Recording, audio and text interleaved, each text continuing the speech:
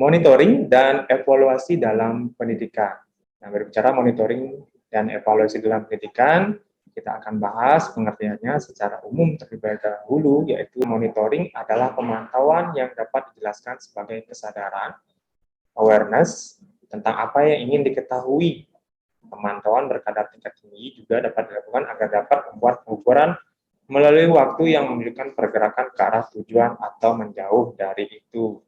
Jadi monitoring tentunya dilaksanakan untuk mengetahui apa saja kejadian, misalnya contoh dalam satuan pendidikan atau sekolah, atau lembaga, untuk mendapatkan hasil yang agar nantinya ingin dievaluasi atau ditingkatkan. Nah, berdasarkan kegunaannya, ada 8 poin menurut William Travers Jerome. Yang pertama itu monitoring yang digunakan untuk memelihara dan pembekuan pelaksanaan.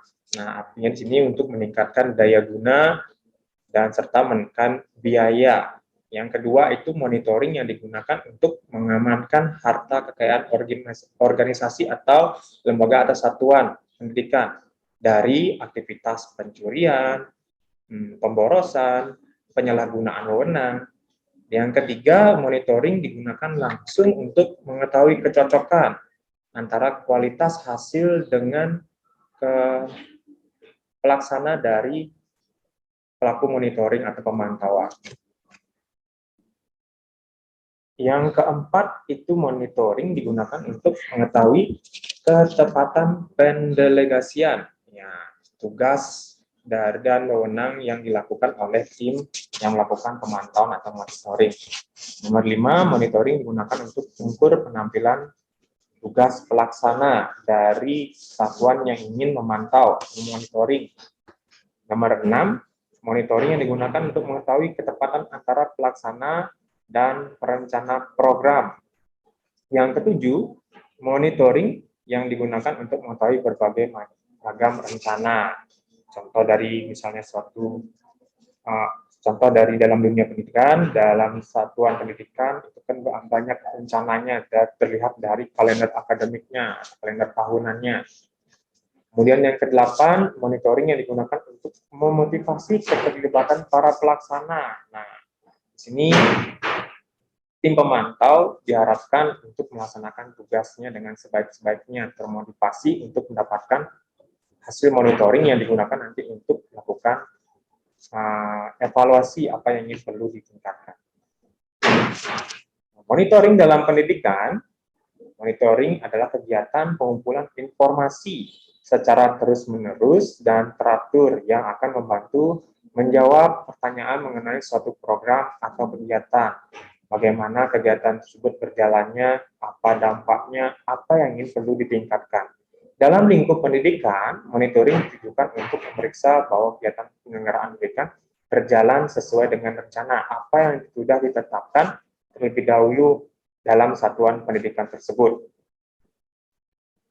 Kemudian evaluasi. Nah, secara umum evaluasi berasal dari kata evaluation, yang artinya suatu upaya untuk menentukan nilai atau jumlah. Kata-kata yang terkandung di dalam definisi tersebut pun menunjukkan bahwa kegiatan evaluasi harus dilakukan secara hati-hati, bertanggung jawab, menggunakan strategi, dan dapat dipertanggungjawabkan. Evaluasi dilaksanakan untuk menyediakan informasi tentang baik atau buruknya proses dan hasil kegiatan. Evaluasi lebih luas ruang lingkupnya daripada penilaian, sedangkan penilaian lebih terfokus pada aspek tertentu saja yang merupakan bagian dari lingkup tersebut. Nah, dari sana kita bisa ketahui evaluasi ruang lingkupnya sangat luas, menyeluruh.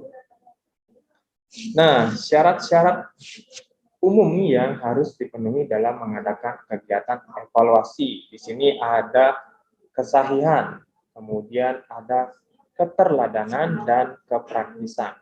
Kesahihan itu sendiri mengartikan kata validitas. Nah, dapat diartikan melakukan ketepatan dari suatu rangkaian evaluasi untuk mengetahui apa yang seharusnya dievaluasi. Kemudian keterladanan adalah evaluasi yang berhubungan dengan masalah kepercayaan, yakni tingkat kepercayaan bahwa suatu instrumen evaluasi mampu memberikan hasil yang tepat. Kemudian kepraktisan.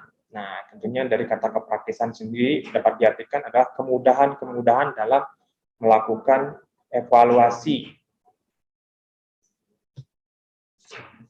Kemudian evaluasi dalam pendidikan yaitu adalah proses penentuan hasil yang telah tercapai berdasarkan pada rencana kegiatan yang telah tercapai.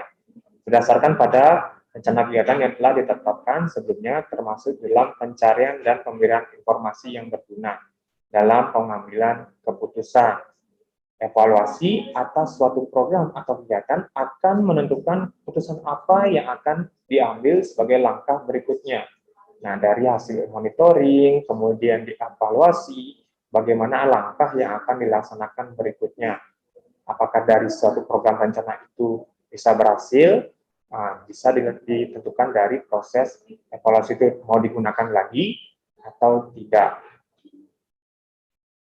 Nah, kedudukan evaluasi dalam pendidikan. Pada proses pendidikan, evaluasi dilakukan untuk mengetahui keefektifan pembelajaran dalam satuan pendidikan dan pembentukan kompetensi yang dilakukan, serta untuk mengetahui apakah kompetensi dasar dan tujuan-tujuan yang telah dirumuskan dapat dicapai oleh peserta didik melalui pembelajaran yang dilaksanakan oleh kepala satuan pendidikan, baik di bawahnya ada strukturalnya, kemudian di bawahnya lagi ada pendidik tenaga pendidikan, dan juga ada tendik yang melengkapi dari dalam dunia pendidikan. Nah, proses pendidikan merupakan transformasi kebudayaan dan peradaban. Nah, menurut Dimyati dan Mujiono, memiliki unsur yang meliputi yang pertama, tentunya pendidik dan personalnya.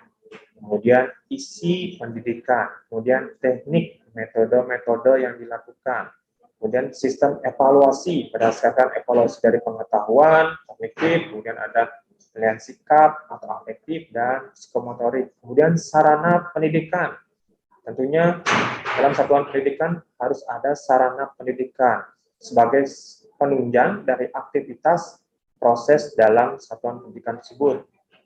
Nah, karena kalau sekarang ini kan banyak, kalau apalagi di zaman corona ini, sarana dan persona penunjang pendidikan itu sangat diperlukan. Kemudian yang terakhir adalah sistem administrasinya. Saya dalam satuan pendidikan, contoh ada guru, yaitu administrasinya ada FPP, Silabus, Prota Promes, kemudian dalam satuan pendidikan juga ada administrasinya, yaitu ada data pokok pendidikan, di mana juga ada data siswa, data-data guru. Nah, kemudian kaitannya perbedaan monitoring dan evaluasi dalam pendidikan. Nah, dari waktu, monitoring itu dilaksanakan terus-menerus atau juga pada waktu tertentu juga. Kemudian evaluasi itu akhir setelah program. Kemudian apa yang diukur, outputnya dan proses, tapi sering fokus ke input. Kemudian evaluasi dalam jangka panjang dan tentunya keberlangsungannya terus-menerus jika dibutuhkan. Kemudian siapa yang terlibat umumnya adalah orang dalam. Baik itu dalam misalnya contoh dalam satuan pendidikan, tentunya orang terdalam dulu dalam satuan pendidikan itu dan beberapa orang luar. Pengawas, misalnya pengawas sekolah, misalnya pengawas dari NDMP, biasanya seperti itu kalau menurut pengalaman saya. Kemudian evaluasi yaitu tentunya dilaksanakan oleh orang luar dan orang dalam. Orang luar ya pengawas dari lingkungan sekolah, kemudian orang dalam misalnya dari kepala sekolah yang melakukan monitoring atau evaluasi dari guru dalam suatu proses pembelajaran, ada namanya pengetahuan kinerja guru. Kemudian sumber informasinya berdasarkan dari survei kecil atau dokumen-dokumen, kemudian atau dari laporan. Kemudian evaluasi, kemudian laporan tugas, riset, dan evaluasi. Pengguna sekarang, pengguna monitoring itu kepala satuan, kalau di swasta itu ada staf yayasan. Nah, kalau evaluasi dilaksanakan oleh kepala satuan, staf, dan organisasi lain atau pengawas. Konsep dan prinsipnya akan dijelaskan oleh rekan saya yang berikutnya. Terima kasih. Baik, saya akan memaparkan materi selanjutnya, yaitu mengenai konsep dan prinsip. Sebelumnya, perkenalkan, nama saya Nita Pratiwi. Kita mulai dari konsep dasar monitoring. Monitoring ditujukan untuk memperoleh fakta, data, dan informasi tentang pelaksanaan program, apakah proses pelaksanaan kegiatan dilakukan seusai dengan apa yang telah direncanakan. Selanjutnya, temuan-temuan hasil monitoring adalah informasi untuk proses evaluasi, sehingga hasilnya apakah program yang ditetapkan dan dilaksanakan memperoleh hasil yang berkesesuaian atau tidak. Yang selanjutnya yaitu mengenai konsep dasar evaluasi. Evaluasi dilaksanakan untuk memperoleh fakta atau kebenaran dari suatu program beserta dampaknya. Sedangkan monitoring hanya melihat keterlaksanaan program, faktor pendukung, dan penghambatnya. Bila dilihat secara keseluruhan, kegiatan monitoring dan evaluasi ditujukan untuk pembinaan suatu program. Prinsip monitoring dan evaluasi, yaitu yang pertama, sistemnya dibuat sesuai dengan standar. Nomor 2, tujuannya jelas. Nomor 3, dilakukan tepat waktu. Nomor 4, bersifat partisipatif dan transparan.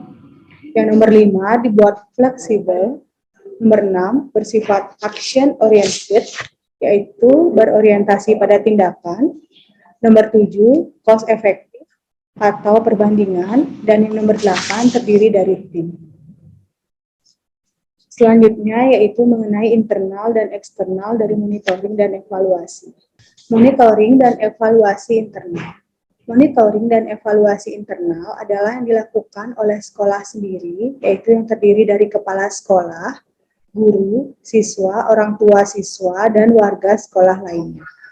Tujuan utamanya adalah untuk mengetahui tingkat kemajuan dirinya sendiri atau sekolah itu sendiri sehubungan dengan sasaran-sasaran yang telah ditetapkan.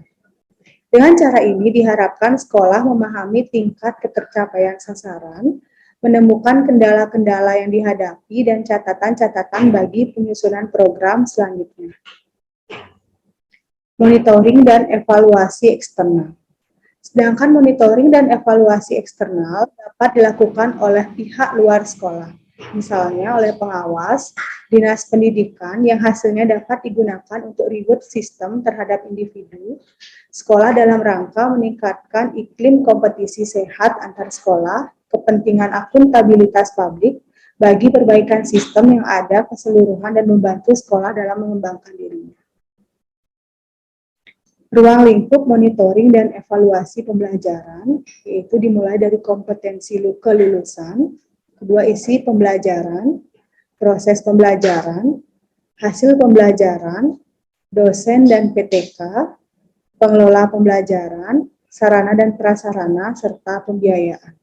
Baik, untuk materi selanjutnya akan dijelaskan oleh teman saya, Sylvia. Baik, di sini saya akan melanjutkan presentasi dari Rita. Adapun presentasi selanjutnya yakni mengenai tujuan dan manfaat dari monitoring dan evaluasi. Di sini bisa kita lihat mengenai tujuan monitoring. Tujuan utama dari monitoring yakni sebuah penyelenggaraan pendidikan adalah untuk menyajikan informasi tentang pelaksanaan program atau kegiatan sebagai umpan balik dari pelaksanaan kegiatan tersebut. Sebagai contohnya bisa kita lihat pada bagian akademik dapat digunakan untuk mengawasi penggunaan dan pendistribusian buku, pelajaran, dan sebagaimana semestinya. Sedangkan pada bagian non-akademik dapat digunakan pada program pemeliharaan aset yang diperlukan oleh staf tata usaha. Seperti asetnya itu seperti sarana dan prasarana. Dan untuk slide selanjutnya, yakni mengenai tujuan evaluasi.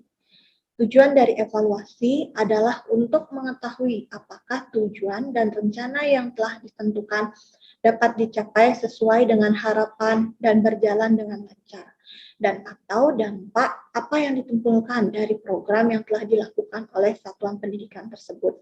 Selain itu, evaluasi juga berguna untuk menetapkan apakah program atau kegiatan itu dapat diteruskan ataukah akan dihentikan, dan diselenggaranya perbaikan dan dimodifikasi atau diperluas dan ditingkatkan.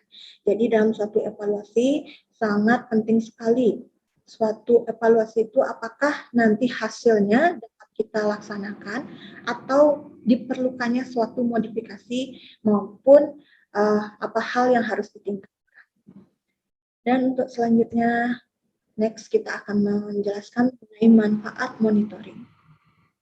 Dengan melakukan monitoring kegiatan, manfaat yang dapat kita ambil dari tindakan tersebut adalah kita dapat mengenali masalah dari kegiatan yang sedang dilaksanakan sedini mungkin.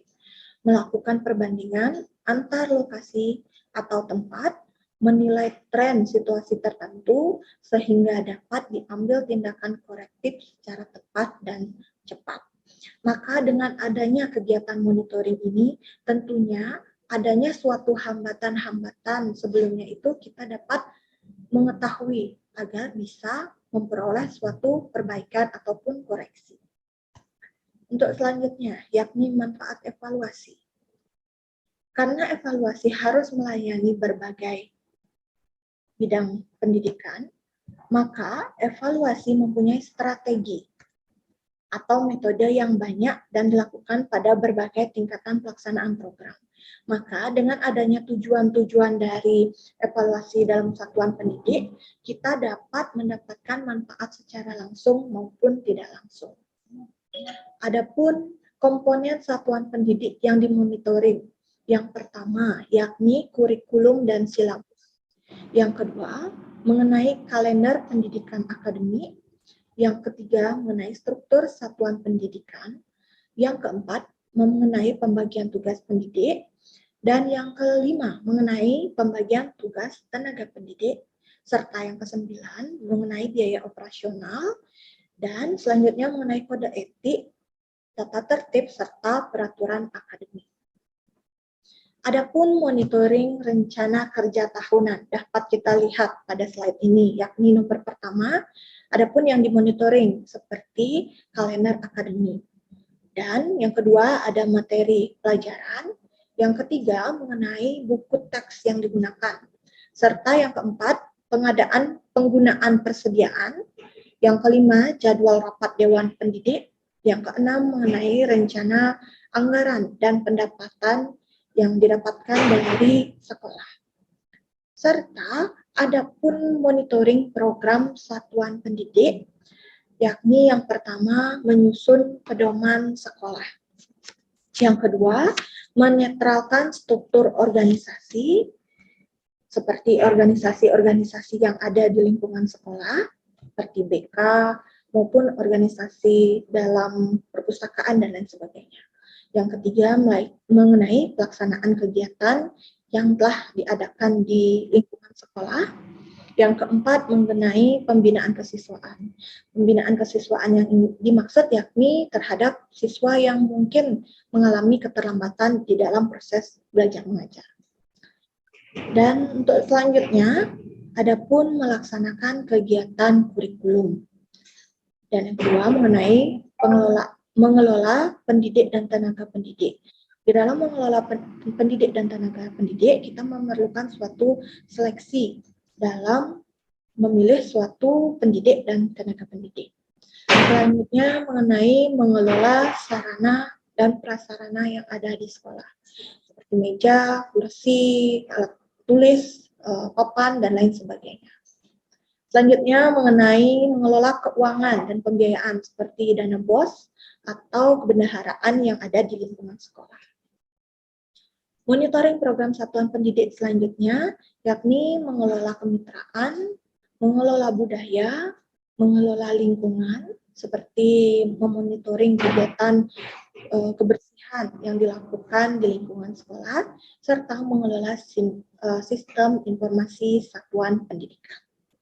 Yakni itulah pemaparan materi yang dapat kita sampaikan pada pertemuan